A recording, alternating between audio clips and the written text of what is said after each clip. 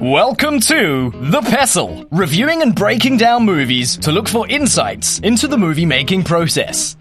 Hosted by Family Photographs, establishing parental dominance since 1841.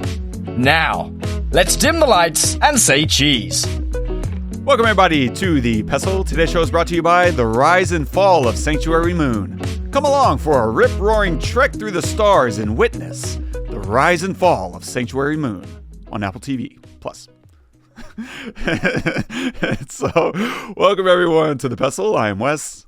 And I am Todd. And we're filmmakers. We write and direct and score and produce and all kinds of things in front of, behind the camera. And we use all that kind of stuff to look at films and analyze them and see what we can learn about the process. My back is wrecked. I spent the last 3 days on a shoot, little product shoot, basically Amazon product video shoot, which it was fun. It was a lot of fun. Had a good time. I will say it would be a lot easier if I maybe spent a couple grand on like help. But whenever you're trying to preserve money, you do it all yourself, which means lugging equipment, and that's a lot. There's C-stands and heavy-duty light stands and lights and the gear supporting, all that. Of course, the stands, but also your slider and your camera and your tripod, and it just adds up, bro. And you're lugging that, and I live on the third floor, and we're shooting in 3 different locations every day, and so whenever you're lugging up all that stuff by yourself every day, I woke up and I was like, I can't feel my legs. Like I just couldn't. It was just a wreck, which is fun. At the same time, I haven't really had a shoot. I mean, I shot in North Carolina a couple weeks ago, but that was a different shoot. That was VR, which is fun. But I haven't had a proper 2D shoot, I think since like October. So it's been, a hot minute, and it's fun to get back on set and play with lights and products and actors and get what you need. But one thing that I wanted to call out, because this is something I helped my client with before, I was doing everything. Like I didn't even have my client helping me, like, and I still do this technically, but location scout, finding a good location, and I do all the prep of here's all the products I need, and as well as the set decorations. So I was doing all that myself. And now the client's been getting more and more involved over the last year. And so now they're coming on set and taking on more of that. And it's nice because my billing looks smaller because they're paying for all that. And so I don't have to invoice and, bill back all that stuff, which is great for me to keep the appearance of my cost down. Even though it's actually a wash, the client doesn't always understand that. They just said, why do we pay Wes $25,000? Like, well, it's not really all going to me, to be fair. When you factor in, talent and location and props and all that. And so one thing I made sure my client understood as they started to reserve the spaces, because I would go through Airbnb. This is a little hack. Where obviously you can use Airbnbs for a photo shoot or a product shoot, or if you're doing a short film, like that's all cool. Do that. And I think there might be a tendency in the creative community to do that on the down low. Like we're just going to do it, whatever, ask for permission later, beg for forgiveness, whatever, is better than asking for permission. No, it's not. Like here, all you need to do, and this is good for the creative community in the long run. Don't be myopic. Think about the long run. Because if you do it on the down low and then you write something and then you come back like, what the hell? And they're like, oh yeah, we were doing a shoot. And it's like, I didn't approve you for a shoot. Like you can ruin our name. And this is bad for the creative community. Whereas if you say, oh, this is the location I want, you can do one of two things. You can book it, and then you have 24, 48 hours to cancel without losing any fees. Or you can, and in that time, in that 48 hours, you let them know like, hey, I just booked your location. I want to do a shoot there. Is that okay? Is there any problem? It's a small, I got like 4 people that'll be there, and it's my photographer, my model, me, and a pair of hands to help, or whatever it is. Just get that clearance. And then if they don't get back to you, cancel. Or if they do and they're like, oh no, it's not okay, then you can cancel and it's fine. It's even better, I think, to say, reach out and say, hey, I'm looking at booking your location. I'm going to use it for X purpose. Is that okay? And if so, I'll go ahead and book today. What do you think? They have everything to win right now by agreeing. And if they're really not comfortable and they get that many bookings, then they'll say no, and you're safer this way. If there's a scratch on the floor or whatever, which you shouldn't be doing, but things happen. And if they're aware of that, then they're a little less likely to, get on you. And maybe you're also a little bit more likely to do a better job on the day of like minding your P's and Q's because they're aware you're bringing equipment in. Now it's like, okay, I need to be extra careful because they know what's going on. That's all good and that's healthy. But just asking for permission before you book, they'll say yes. Whereas if often what will happen is you book and they're like, hey, what are you in town for? And you're like, oh, you can lie, I guess. I guess that's the one thing I don't really understand. I don't lie. I totally could. It's so funny that it honestly doesn't occur to me to lie anymore. But you could lie. You could just be like, just staycation or whatever.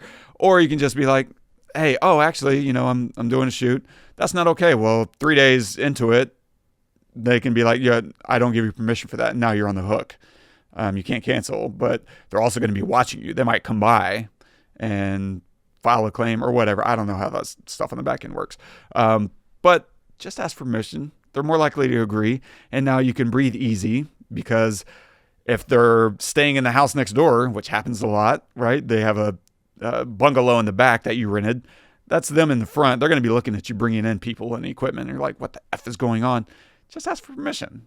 And if they want to make money, then they'll agree. Everyone wins.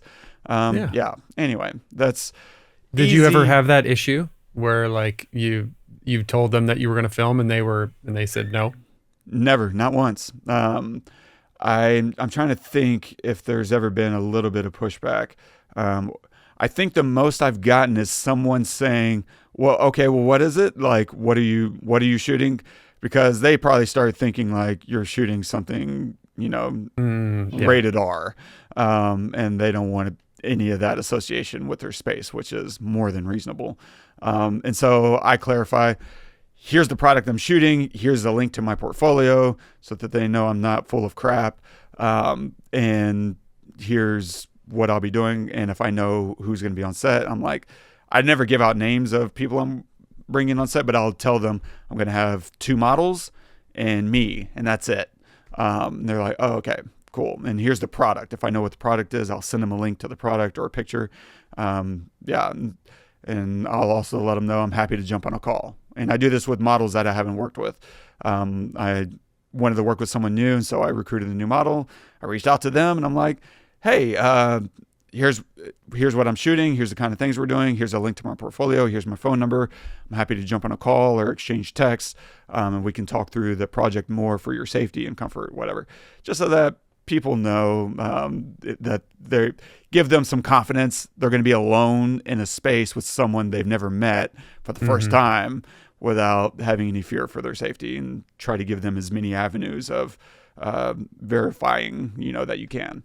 So those are just the kind of things, if you're not a creep, that will help, telegraph that, For you non-creeps out there. For you non-creeps out there. Message For for the all the Amigos. creeps, lie. Yeah. That's right, exactly. Hold on. The door got opened. Copy.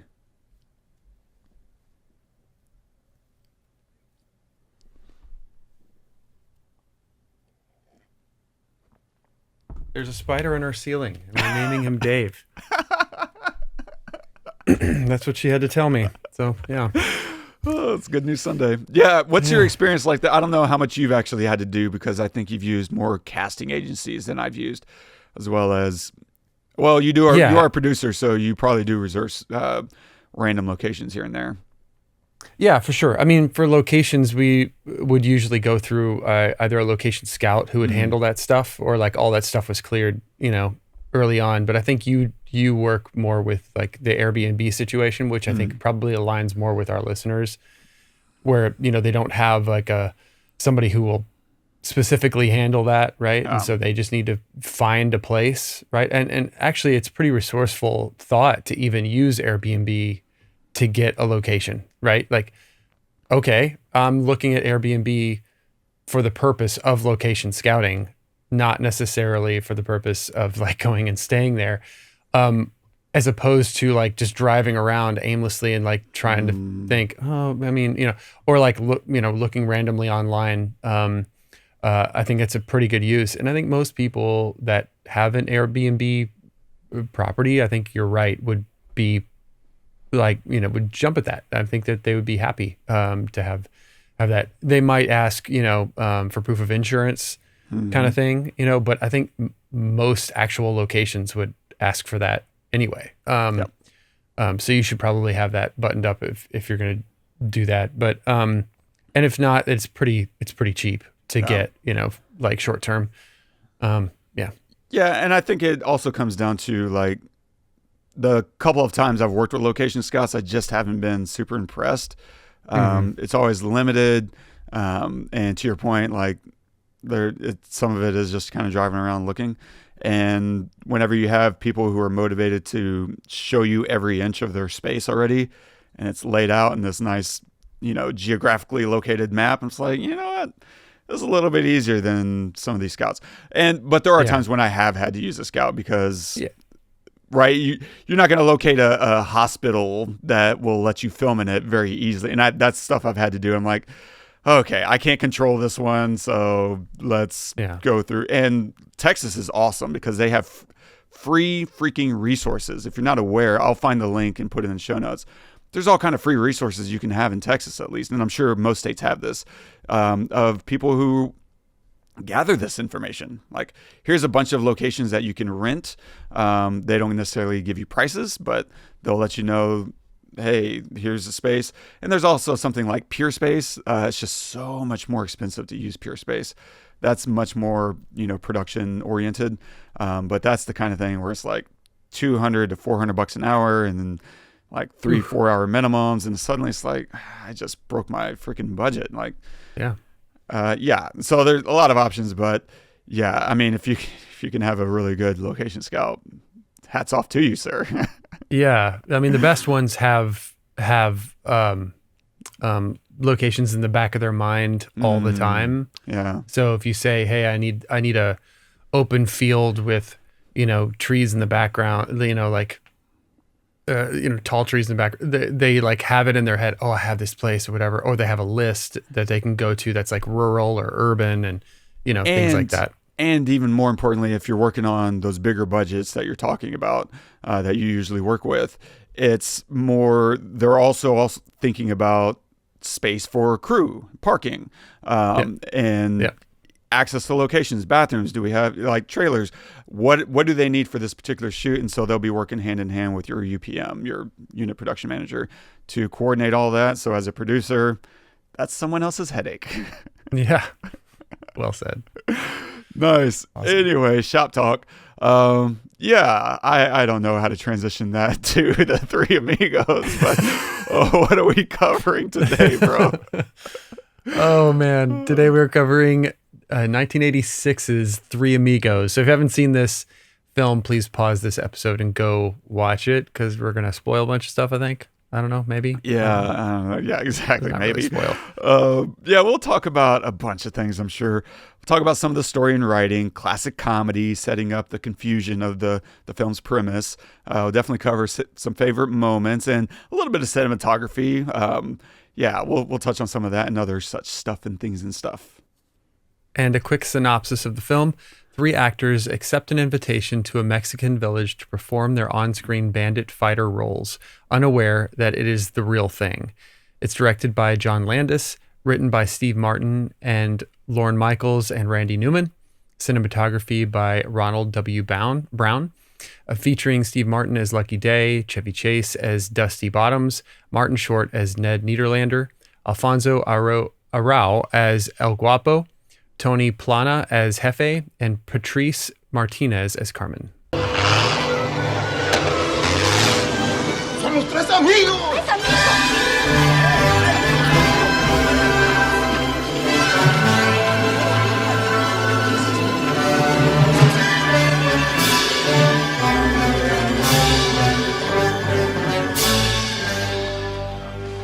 Guapo is on his way. Someday the people of this village will have to face El Guapo. We might as well do it now. In a way, all of us have an El Guapo to face someday. For some, shyness might be their El Guapo. For others, a lack of education might be their El Guapo. For us, El Guapo is a big dangerous guy who wants to kill us. But as sure as my name is Lucky Day, the people of Santa Poco can conquer their own personal El Guapo, who also happens to be the actual El Guapo. We want to defend ourselves, but how? By using the skills and the talents of the people of Santa Poco. This is not a town of weaklings. You can turn your skills against El Guapo. Now, what is it that this town really does well?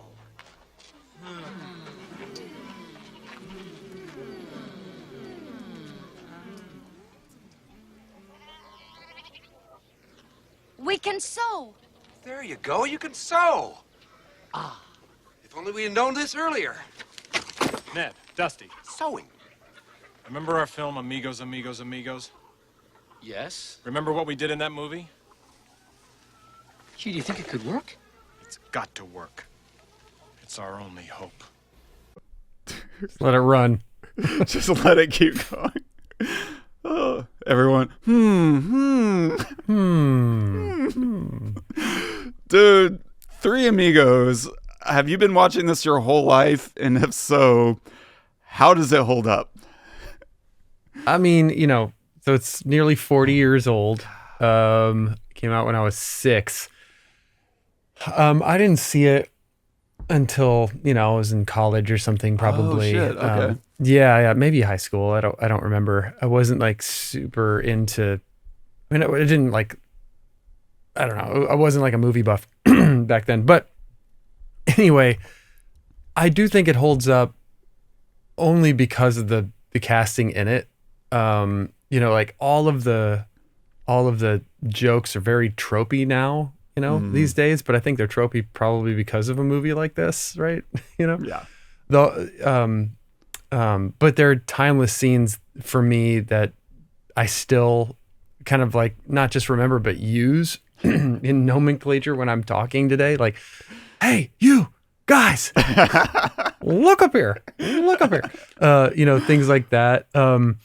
I think it makes fun of itself really well throughout the entirety of it, and even El Guapo. The casting of El Guapo is my favorite part, honestly. I just think Alfonso Arau is like perfect. He's got this like, so good. He's got this smile. He's always smiling. Yeah, that's true. He's all, he's like so not threatening, and he can dance his ass off. Absolutely. Whoa. Absolutely. We were talking, and they have these, and they address that, like they have these scenes that we mentioned earlier, like when he gets, for his birthday, when he gets the sweater, he's like, sweater. He's like so happy that he gets a sweater, right? And he ends up wearing it around his neck, later. It's perfect, why not make fun of that or just like lean into that, right? Because there's so many films where the bad guy is just bad and he never smiles and hates all his henchmen, but he like loves this one guy. And anyway, he's just always smiling. I think that's great. It's also really good, especially, the last like 5 years or so where we've had Only Murders in the Building with Steve Martin and Martin Short, to see them in such an early stage of their relationship and their working relationship, right? And like in this movie, the roles are almost reversed. I feel like in Only Murders, Martin Short's character like is much more aggressive. He's much more, true, yeah, right. Like he knows what he wants and he goes after it. Yeah, kind of thing, and he true. makes fun of Steve Martin's character in that show. But in this movie, it's like, it's not that Lucky makes fun of Ned or anything. It's just that he's the leader. Yeah. Right. Yeah. Right? So it's just opposite back then. And then Chevy Chase in everything is funny to me. Like him standing there to me is amusing and funny all the time. And I know that you're not like really crazy about, the National Lampoon's Christmas Vacation situation, whatever, but I adore that movie, everything about it. And it's 100% because of him.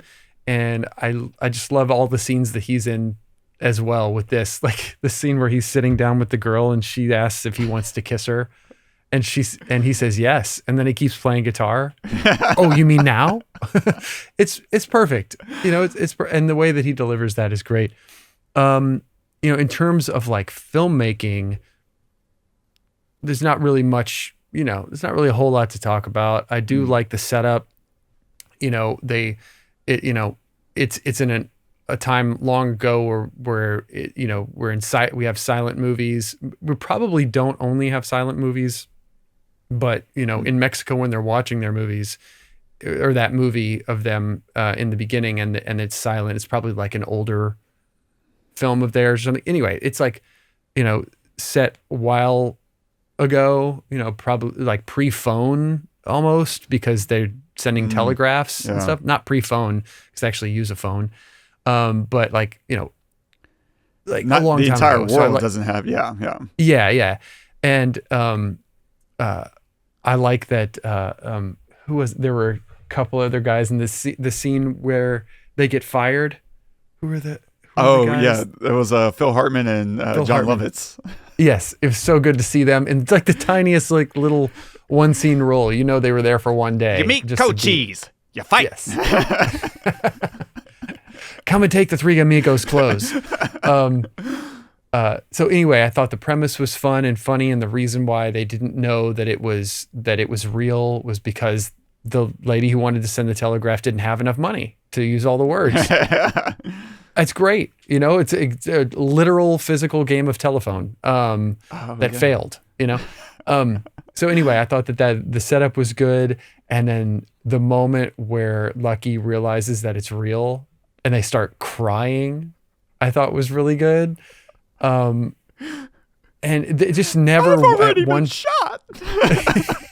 I've already been shot.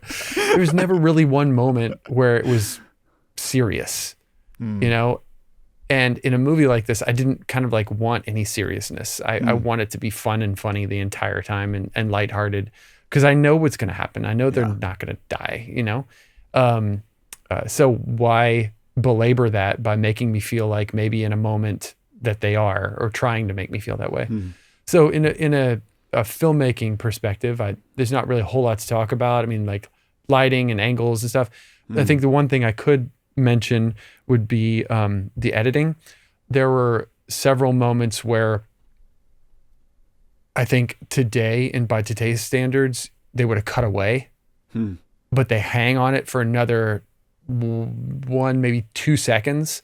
There's one moment, I think, towards the end where this kid comes up and I can't remember if it's the end or the beginning, where the kid comes up and is talking to Lucky, or not to Lucky, to Dusty. Yep. And they just hang. It's like a medium of all three of them and the kid, and they just hang on it for like, it's in silence for like almost 2 seconds, maybe longer, maybe 3.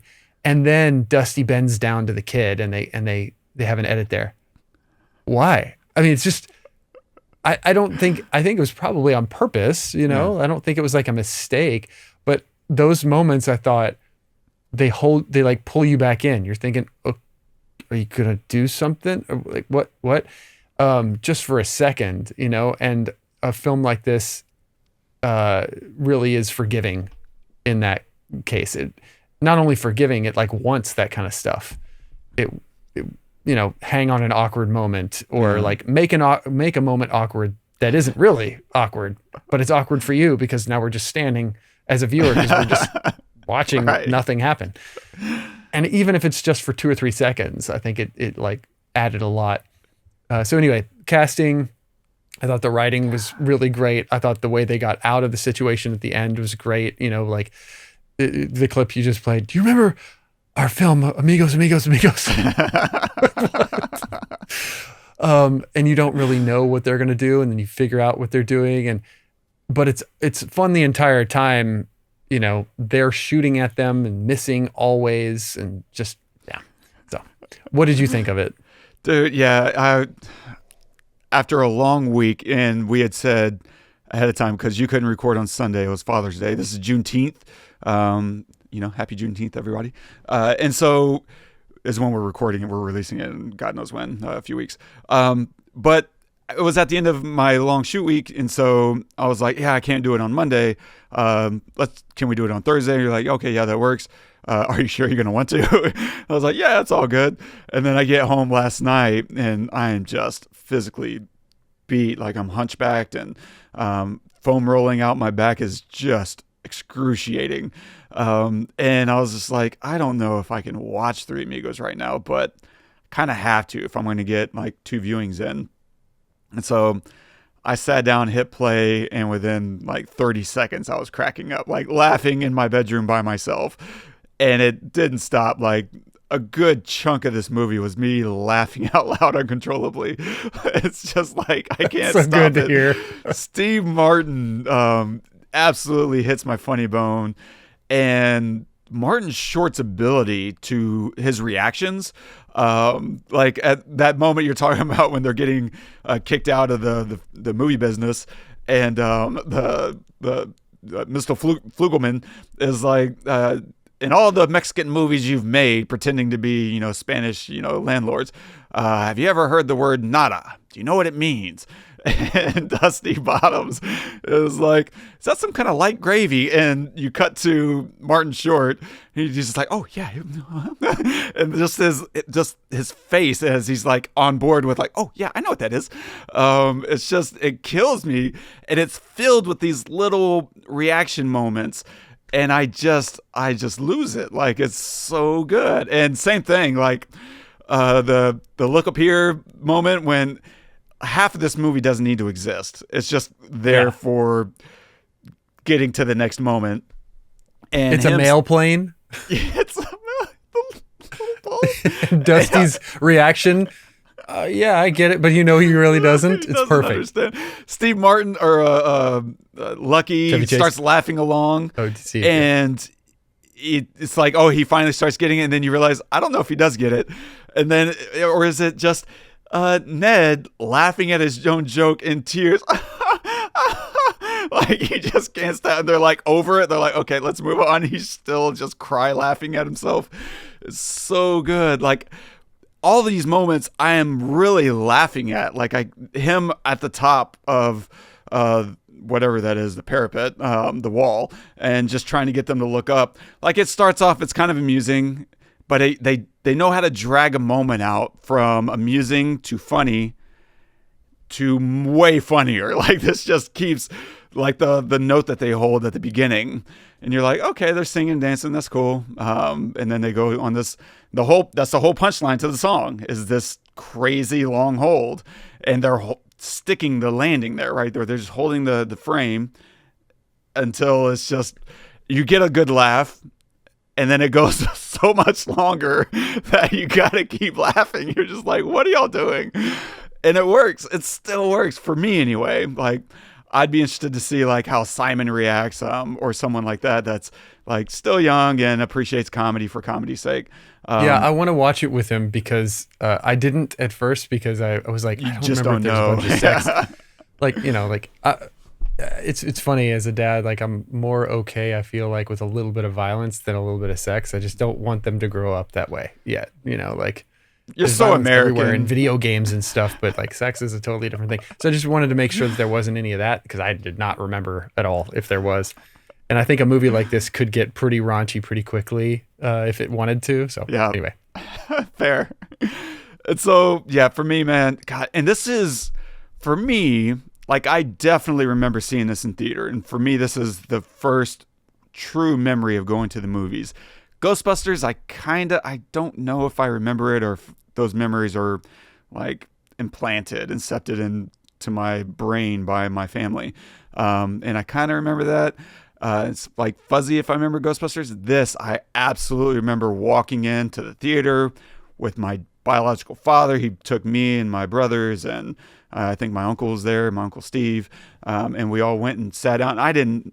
I still remember being so confused at so much of this movie, and yet still understanding a good chunk of it. I understood the confusion that they were actors and the danger was real and they didn't know that, like all that set up. But there were these other moments of the invisible swordsman and the singing bush confused the shit out of me. I was just like, why are they here? They were going to recruit this invisible swordsman because he's a swordsman. Why wouldn't he help them fight? And so I thought, and as an adult, finally, it might even be this viewing where I finally understood they were just there to give them directions. Like that was all so that they could go find El Guapo. And the invisible swordsman, there's an extra gag there because there's no way they could see the invisible swordsman point the way. Like that's another gag. That's just a hidden joke. No pun intended.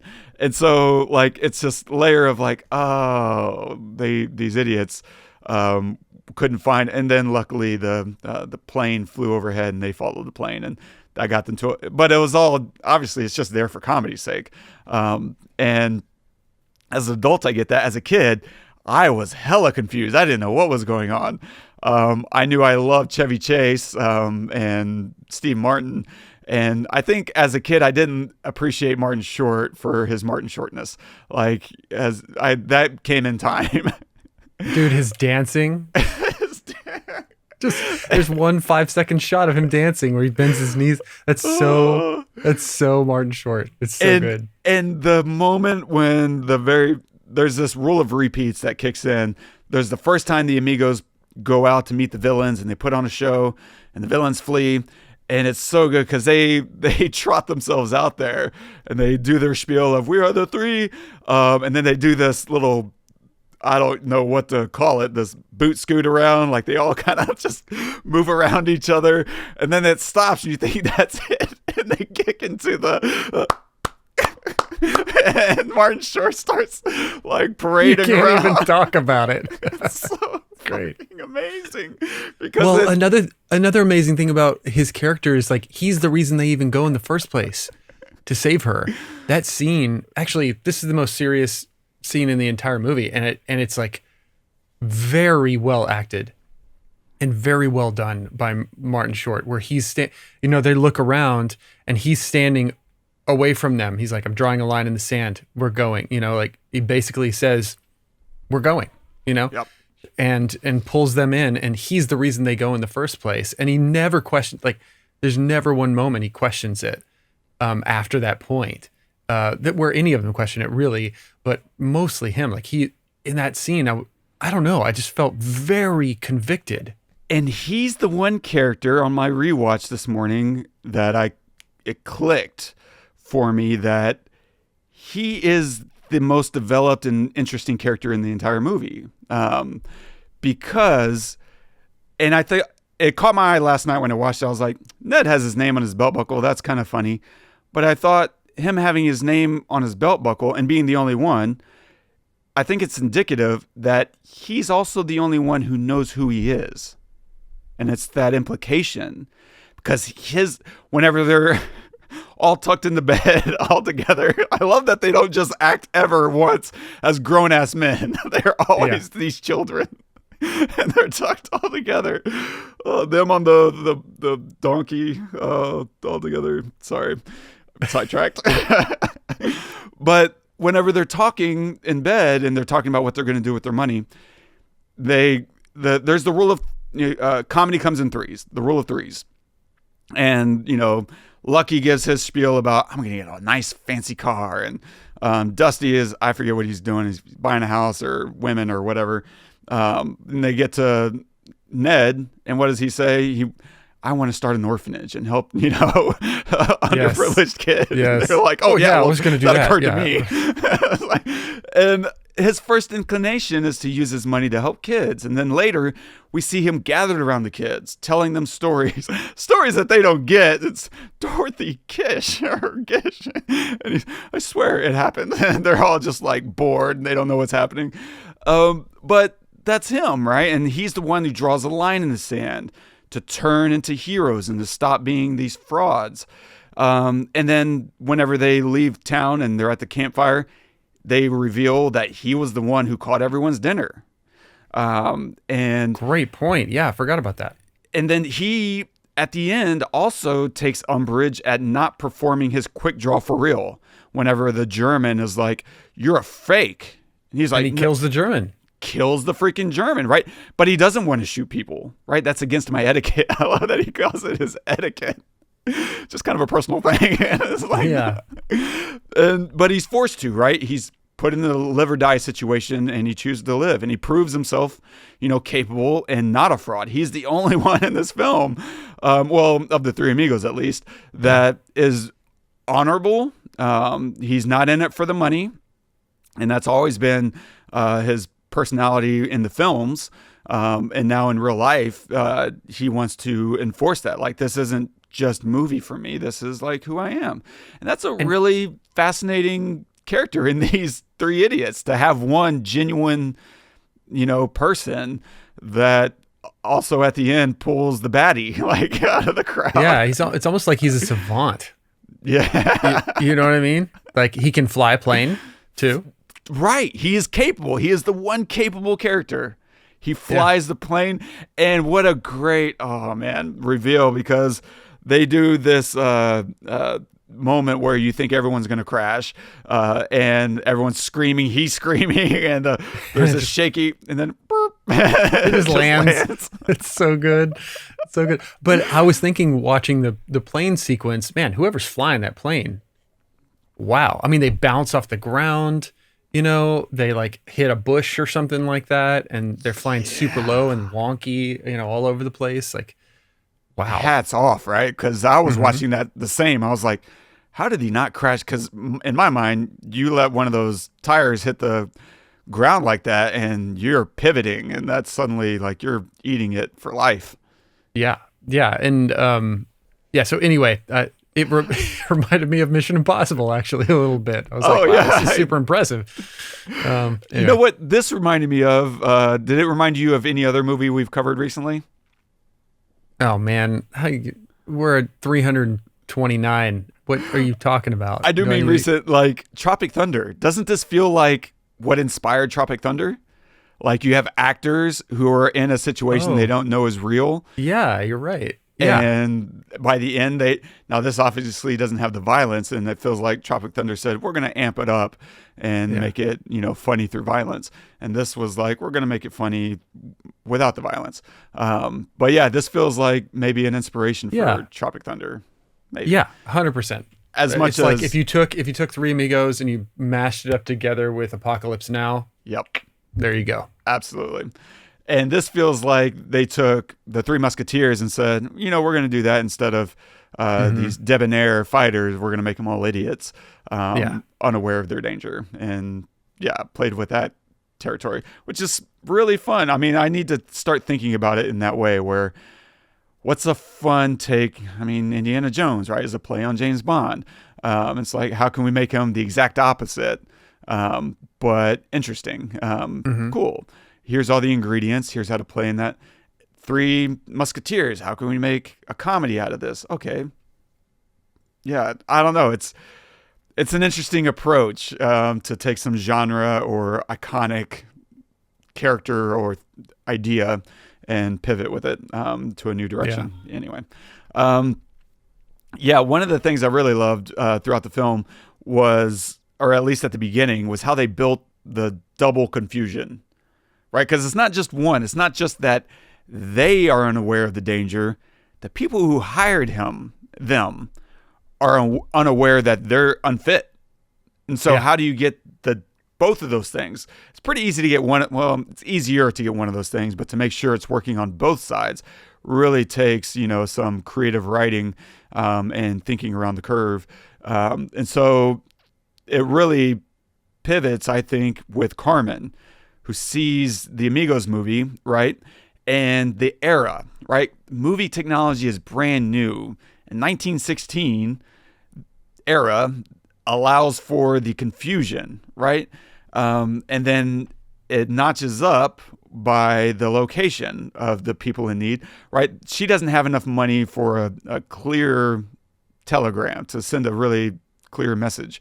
And we see that get butchered in the process, which also goes hand in hand with the root of their issue working against them. Like, Carmen doesn't have money because they keep getting looted every whatever month by a villain. So why would she have enough money to pay for a 23 peso message? She gets the 10 peso version. And so, like, it's really smartly interlinked. The problem creates other knock-on effects, other problems. It's all layered in a very logical way. Then, of course, you meet the Amigos, who are just these self-involved actors tossed out on their butts and entitled, right, to every opportunity to interrupt everyone. They arrive at the town, and the mayor is getting ready to talk, and Dusty sees paper, and he's like, oh, of course you want my autograph. And that's the end of that. And it works because we also never linger in any scenes unless it's for the awkward regions you threw out. Because I think you're right. I think that is the effect of editing on moviolas or whatever they cut this on, where you're doing like taping and cutting, and we can now play back a scene 50 times and trim one frame without it costing you any time or labor, and you get a sense of the flow very quickly. Like in 1985, when they were cutting this, like, yeah, you probably end up with a few extra frames here and there that is through no one's fault. It's just like, oh, for safety, we got to move on, whatever. But also in this movie, that stuff aside, I think it's very intentional that we're not generally lingering in any scene, because it's very fast storytelling, right? This cuts straight to the story, very little shoe leather, as they call it, right? Where we're just kind of watching them set up a scene, and we're just in the scene every time. We cut straight to it. There's no time to feel like they should have cleared up their misunderstanding. That would be the danger here, right? If you're watching that whole dinner sequence, then at some point they're going to be like, how are you going to take down El Guapo? And like, what do you mean? And it just, as an audience member, you can check out very quickly. Well, at that point, why would you say that? No, it's a comedy. We don't need to linger. Let's just get to a joke, show the day unfold, boom, boom, boom, and then we're into the next morning. That probably took all of 3.5 minutes max, right? I would be interested in actually timing that from the moment they arrive in town to the morning after. How long do we linger, right? Do you have anything besides Mexican food? Like, you can't eat a taco, it just falls out. So good. And the thing is like I believe that in 1915 or 16 or whatever, maybe Mexican food hasn't proliferated to Hollywood yet. You know what I mean? So anyway, that's really funny. And then boom, you're right. And then they're in bed. Yeah. They're in bed. And that's such a Chevy Chase joke, by the way. Like, he always likes clunking around with objects in the scene, interacting with the environment. That's really classic him. Yep, here you go. Can I just really quickly, I just bring up my favorite scene in a completely different movie? Oh, sure. In National Lampoon's Christmas Vacation, where he's talking to, he's in the living room, and his uncle, whatever, the crazy uncle, he plays with this little thing, and it falls apart.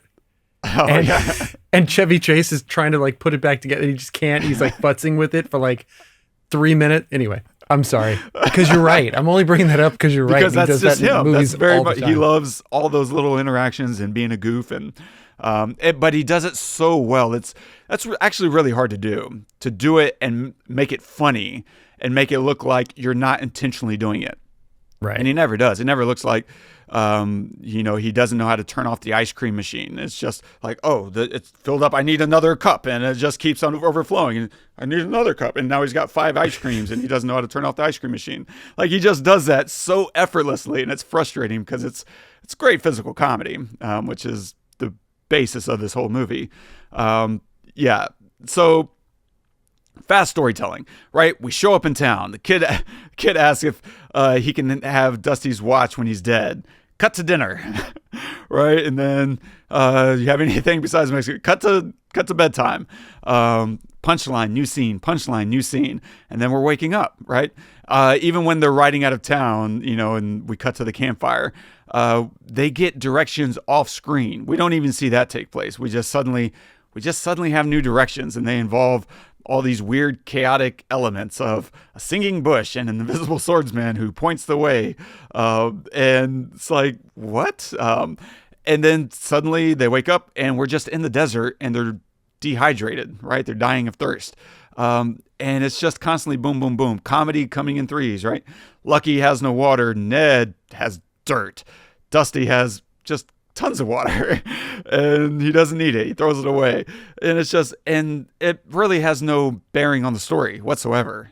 It's really just a funny sequence because immediately we're now in front of the singing bush who's doing all these Camptown races and classic songs, which is probably how I learned all those songs, by the way. I believe it. And like, why is there sand in the canteen? Only for us. For us. Who puts sand in the canteen? And then he just leaves it in his mouth. It's just perfect. It's great. It's beautiful. It's classic comedy. It's the immediacy. And they do a lot of like summoning the punchline, right? And this isn't necessarily a punchline, but it's the immediacy element of Rodrigo. You must, at the very beginning, Carmen just gets laughed out of the cantina, and she's like frustrated with Rodrigo, who's just like bummed out. And he's like, what are we doing? This isn't going to work. We're going to forever live under the rule of El Guapo. And she says, Rodrigo, you must have faith. The Holy Mother will help us. And immediately the church bells go off. Dong, dong. And she looks up and she's like, let's answer the call. The Holy Mother is helping us. And this is when they go into church. And it also goes part and parcel with why she's confused. Because the church is what's playing the Amigos movie, right? They have the organ. And so they're just playing a film for everyone to watch and enjoy. And so, of course, she doesn't believe that they're actors. She's seeing this thing in her faith that to her was a guiding point. And then the same thing whenever the Amigos are out on their butts in the street and they're like, what are we going to do now? Lucky immediately is like, I know show business. Something always turns up. Ring, ring, telegram for the Amigos. And, he scoots off. Like, that's an obvious, like, summoning a punchline. And it's just too convenient, right? And so this whole movie is doing both physical comedy and also, like, irony, right? The improbable, the high contrast jokes, right? Villains all got together to buy boss a gift. A sweater! And he wears it. He wears the sweater. Like, that's just contrast because we're seeing him deal with the Germans for guns, and he's ruthless, and they're talking about killing and taking women and pillaging villages, and here they are buying him a nice Argyle sweater or whatever. Maybe it's not Argyle, but anyone, and then towards the end of the film, anyone have a watch, preferably with a second hand. And it's just like an absurd request. First of all, you're surrounded by, but then for Hefe to be like, I have a stopwatch. It's like, why does he have a stopwatch? Like, it doesn't make it. And so it's so beautiful because it's playing on your expectations of them being these bumpkins who are villainous, who don't read or write or have anything interesting to say. And yet, what are they doing? They're having a conversation about the definition of plethora. Like, would you say I have a plethora? Yes, a plethora. Do you know what the... El Guapo, could it be that once again, I do not possess the superior intelligence? You did that really well. Like, I love... Hefe is my favorite. I'll be honest, Hefe is my favorite. Because he's just going for it. And it's so good because you are coming in with these expectations and they're undercutting all of it. They're really making, to a large degree, us the butt of the jokes. Because the joke is you didn't expect them to be intelligent and to have these interesting kind of discourses. You didn't expect them to have, stopwatch or, and the Amigos are really the butt of the jokes because they're idiots. And so it's really cool that you get to the end of the film and what saves the day isn't really the Amigos. It's the people, right? The people find their strength in unity, standing up together. And so the Amigos, I guess you would call it like inspiration. Like they really only provide inspiration and creativity that, once again, isn't theirs, right? They didn't come up with the idea. They took the idea from some writer who wrote one of their movies. And so nothing that they're really doing other than just having courage. That's it. They show up. Ned gives everyone courage, says, hey, here's what we're going to do. And Lucky comes up with an amazing speech about, everyone has to face their El Guapo. For some people, education is their El Guapo. Shyness as an El Guapo is amazing. It's so good. Oh, it's such good writing. And for us, El Guapo is our actual El Guapo. It's just so good. And it's beautiful. And in this movie, you actually do get a sense of justice in this world, right? All the villains die, even though they don't make it gruesome or, belligerent. They do die. That's my impression, is they're all wiped out by the townspeople. And the few that aren't escape and run away. They're not coming back. And even at the beginning of the film, after you watch all these, that the American, right, she goes into the cantina, and the one person who actually harasses her isn't one of the Mexicans. It's an American who's down in Mexico, probably on the run, right, from officials, the federales in whatever America. And so he's down there and he harasses her, and he is also the first man to die in the film. He's the one who starts talking noise to the German. Yes. And making his threats and insults. He turns around and guns them down first, and then other people start chiming in. They all get gunned down. But the American dies first. And so I think it might be tempting to do like this thing where you're like, oh, they're here making... I don't think this is, making fun of Mexican people or even poor people or any of those elements, whenever the butt of the jokes are really all the elements around it, specifically Americans going down into Mexico and being idiots and being looked at. Now, there are some physical jokes, I'll grant you. Like there's some of these punchlines that I perceive as punchlines of, bad teeth, poor people having bad teeth and bad hygiene or, don't take showers. I think there's some light elements of that around. I don't think that's a focal point and anything those moments don't make me laugh. I'm sure as a kid, I found that stuff funny, but they don't linger or dwell on any of that. And so I don't feel, any kind of way watching this. I still find the butt of the jokes all to be the Amigos ultimately. And so I don't get caught up in any of that too much. Like I get a little like, let's not linger there. But then we move on pretty quick. And so I don't know. I don't get, I guess, too up in my feelings in 2025 over that. I don't know if you have any feelings or if any of that caught your attention, but yeah, that's my impression of the movie. It's like we're really here to mock and mess with the Americans. Because even you get into that cantina, the Germans started, right? Like it's always the visitors starting stuff, except when you get into the boonies and you do have this element of one small Mexican town dealing with these raiders. And that becomes the heartbeat of your movie that, I don't know, we'll come back to later. But yeah, this movie still works for me, bro. I freaking cry. Like, it's so good. And it's the silliest moments. I mean, yeah, we can kiss on the veranda. The lips will be fine. So good. Just, and remember, this is 1986. This is not, you've either heard these jokes before or they're kind of tropish now, but they weren't back then. And, they weren't then. And the delivery is so good. I'll come back one day.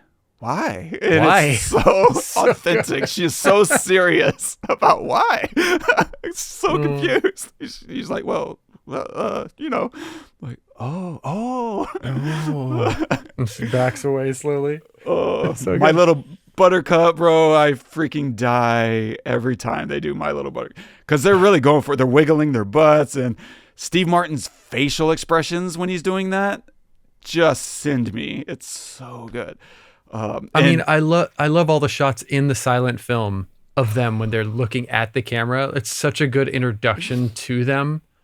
Yeah, I know we had it earlier with them on the horse and singing and stuff, but like, I don't know. I feel like that's really the introduction to them for me, because they just like are breaking the fourth wall. They're looking directly at you. They've got this lipstick on. So in black and white, it looks like really dark. Their lips are really dark. And it's so heavily make-upped. I mean, just caked on. And the smiles are just kind of really awkward and weird. It's perfect. It's so well done. So good. My favorite Chevy Chase line in the film is infamous. What's that mean? Oh, Dusty, infamous. It's like he's more than famous. More than famous. And he's just like, wow, the infamous. Infamous? He keeps saying infamous. That kills me. Nice. What yeah, I don't know. There's every scene. Farley. It all works for me, bro. Yeah, final thoughts, favorite moments, anything you wish? I think we covered all my favorite moments, honestly. yeah. Probably just because I'm a sap, probably my favorite moment was when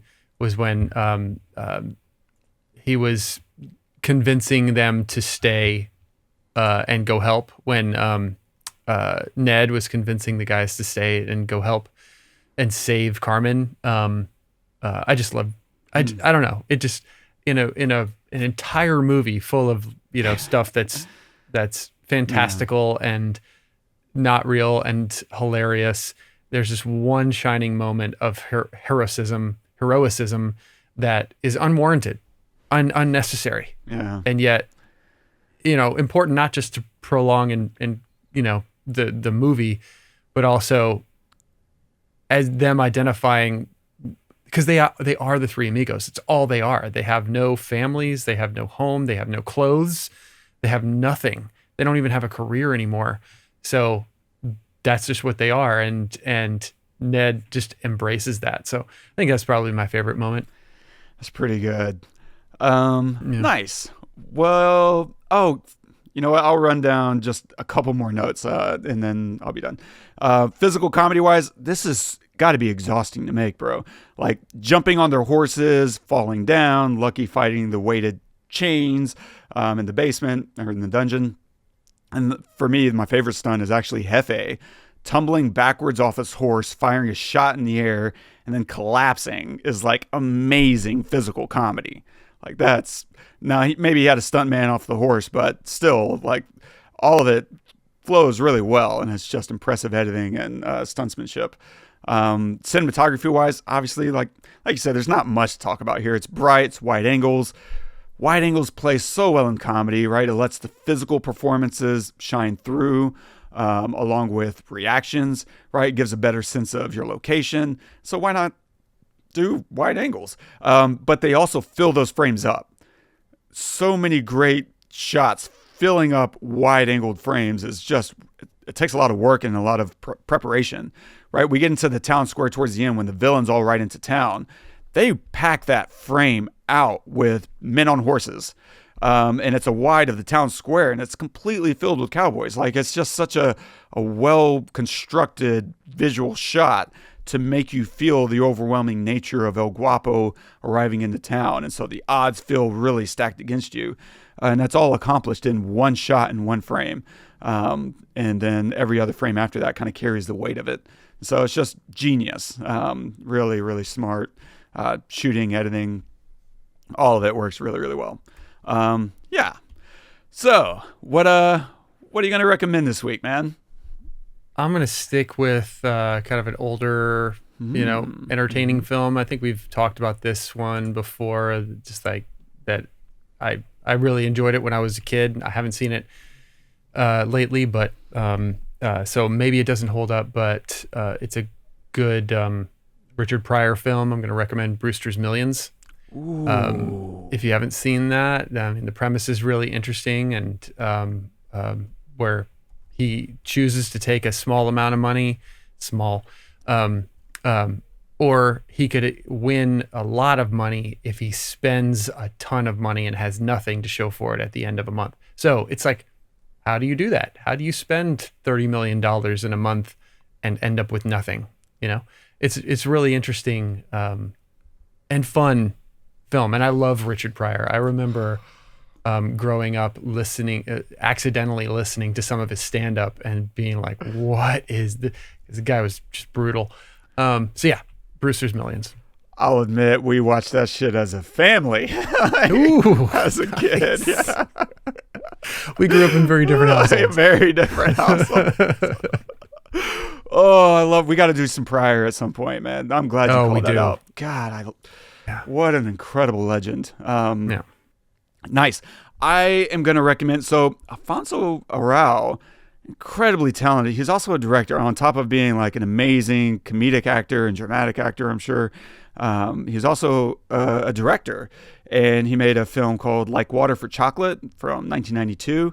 I haven't watched it in a while. It's probably been a good 20 years since I watched it. I remember really enjoying it, and so I'll revisit it. And I think HBO now has a new series based on the same book, but well worth a watch, I think, and I'm excited to revisit it, so maybe check that out. And yeah, stay tuned for next week. I think we're gonna do Superman. I'm curious what James Gunn has got going on. And so stay tuned for Superman, and we'll see how that goes. And if you're enjoying the show, don't forget, subscribe, drop us a review, leave us a note if it's something you want us to talk about and the kind of things you find interesting. And if you want to comment on this episode in particular, you can do that at thepestlepodcast.com/Three Amigos. And the quote of the day today is from Alexandre Dumas from the Three Musketeers. All for one and one for all. United we stand, divided we fall. It's great. Yeah. I don't know why it didn't occur to me before this weekend, but I feel like this clearly was inspired by Three Musketeers. And I think it has all the hallmark beats of it. I'm certainly not going to walk through that. But what is interesting is just kind of the element of coming together and supporting each other, right? This is a very, I don't know how you want to define it. I don't want to call it like socialism or communism because those elements aren't really in the film. But there is this element of coming together that has a very interesting impact on the end whenever you factor in they went there for all the wrong reasons, for selfish reasons. They left with the town in a better place, even though when they walk back into town after that first raid and everything's burning and they try to act all cool, like afternoon, and they're like shoveling their debris back into their house. It's just like after he tips his hat. Afternoon. But whenever you get to the end of the film, they really left the place better, not just spiritually and in more, autonomy than when they started, but they literally didn't take their money, and Dusty left his watch. He gave them something on a literal basis. And I think that's so cool. That's such a great spirit. And for me, I love that because it was voluntarily. Like they were given money. They chose not to take it. He chose to give him his watch and to give him this thing and to leave the town richer, both in spirit and financially. Like that's such a cool spirit of community that I know I've mentioned 1,000 times that I'm libertarian, but that is to me the true spirit of what I look for in the world, is voluntarily giving people and sticking and fighting up for people. And I love that they kind of took that element of you have someone who's ostensibly saying they're doing that, which is what I would call some of these other worldviews, with El Guapo pretending he's taking and then saying that you're no longer under my protection, and then going out of his way to destroy the town, like the town is yours. And it's just this faux pretense of I'm actually taking from you, but I'm pretending that I'm not. And then you have someone else who comes into town and says, not only am I not pretending, that I'm protecting you, I am going to protect you. And that pretense is now reality, and I'm leaving you with something instead of ever having taken anything from you. Yeah, there's this beautiful inversion of the villain with the heroes who are both actors of a kind, inverting what their reality is and what their pretense is. There's this really beautiful inversion of the villains and heroes that I think is echoed very nicely with this attitude of unity, all for one for all. Yeah. Anyway, that was a clunky way of saying what I'm trying to say. I get it. No, you're right. And I like that they literally become the Three Amigos at the end, because at the end of the movie that she watches, he gives back the money. Yeah. That's why she feels okay with offering 100,000 pesos. He actually gives back the money. And then he gives the kid the watch. The kid earlier had said, when you die, can I have your watch? Or can I have your watch when you're dead? Yeah. And he's not dead, but he gives him the watch anyway, and it's, you're right. They do leave the town better, and it's so funny. Kind of become the Amigos. Because this is a canon movie for me, right? That's kind of the vibe these days, talk about what's canon events in your life. This is canon for me. This is Stand By Me, Aliens, Before Sunrise. And to still be finding really cool, I don't know, now it's playing Holy Grail, auto-played into the next movie. But this is a canon movie for me, and it's still cool that movies can still reveal things to you even after nearly 40 years of watching them. God. So good. Yeah, love it. Anyway, thanks for letting me blabber. Of course. Well, thank you guys for joining us. As Wes said, please review us wherever you get your podcast. Share us with your friends. It all helps. And if there's a film you'd like to see us talk about or pick apart, we'd love to hear what that is. Who knows? Maybe one day we'll cover it. Until next time, I'm Todd. I'm Wes. Go watch the movies.